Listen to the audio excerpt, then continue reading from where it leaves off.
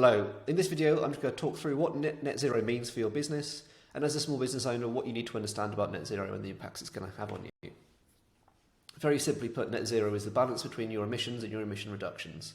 It's essentially a profit and loss account for your carbon emissions as a company. The net zero term is essentially your break-even point for how many emissions you're putting out versus how many emissions you're taking in. Different countries in the UK and in the world have got different goals for net zero.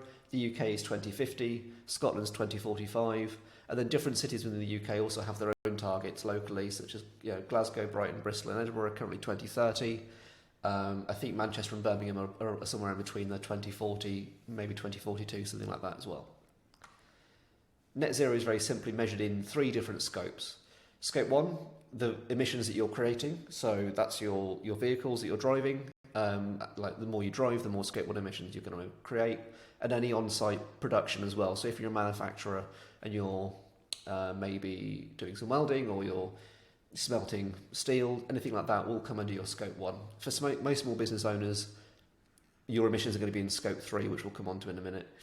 Scope 2 is then how much energy are you consuming, so your gas and electricity. On site, if you're running the lights, the more that's going to generate more emissions. More heating is more emissions in your Scope 2 as well. Scope 3 is where most of your emissions are going to be sitting, so this is everything else. This includes your office waste, your website hosting, emissions from your supplier, any software you use, pens and paper that you're being consumed, so just your kind of office consumables, the products and how they're disposed. If you're sending an envelope to a customer and what they're doing with it after that point is also going to be your Scope 3. And also things like your pension funds. So if your pension funds invested in fossil fuel activity, that's going to have an impact on your Scope 3 emissions as well. Scope 3 is really difficult to grapple with and to reduce down, and that is a more complex one where you will need more support for it. However, there are some quick wins and some easy things to tackle with that anyway, which we'll come on to in separate videos.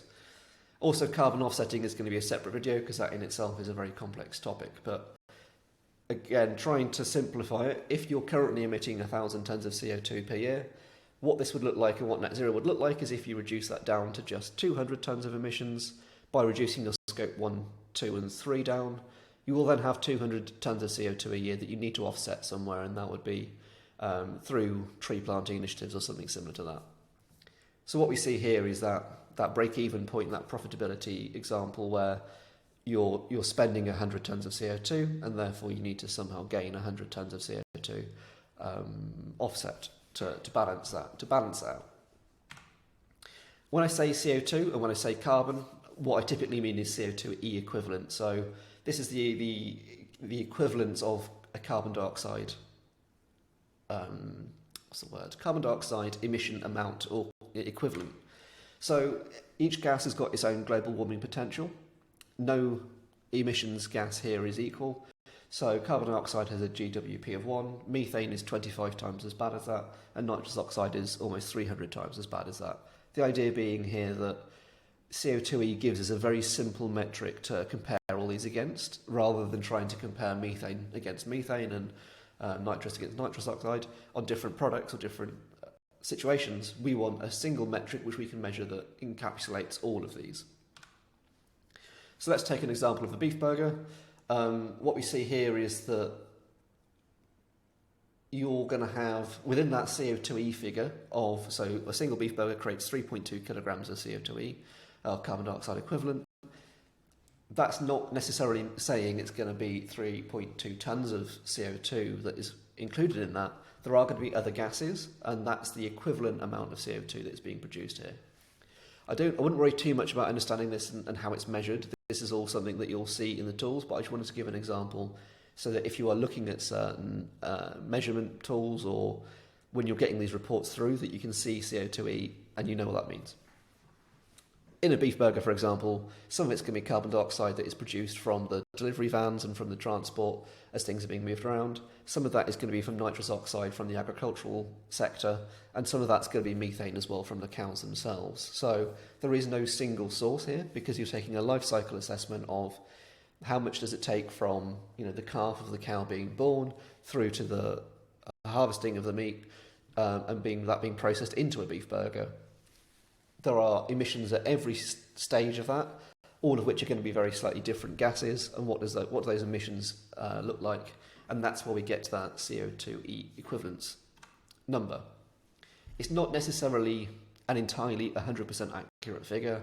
Life cycle assessments are incredibly complicated and they're always going to have a little bit of variation in them, but it's a really good indicator of the damage being done by any product, and typically you're looking for a low CO2E equivalent, carbon dioxide equivalent figure, because then you know that all being equal, it's a far less polluting product than the alternatives. It's a best approximation, but even like small changes are going to have an impact on that. And as I say, reducing your footprint is always going to be more important than not doing anything and getting 100% accurate. Very quickly, one of the opportunities with this as well is that your scope 1 and 2 emissions are someone else's scope 3. Therefore, reducing your emissions down are going to help your suppliers, and vice versa. Your suppliers reducing their emissions down are going to help your emissions. So this really is a whole chain, and the more you can collaborate with people, the better it is.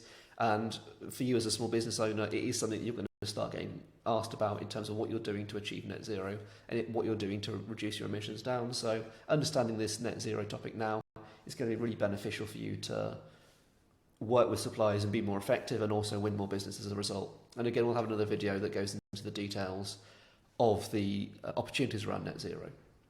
I hope that really makes sense to you and just has really given you a very brief summary into what net zero is and what it means for you as a business owner. And any questions, please do put in the comments below, and I'll be uploading more videos on this topic very soon. Thank you very much.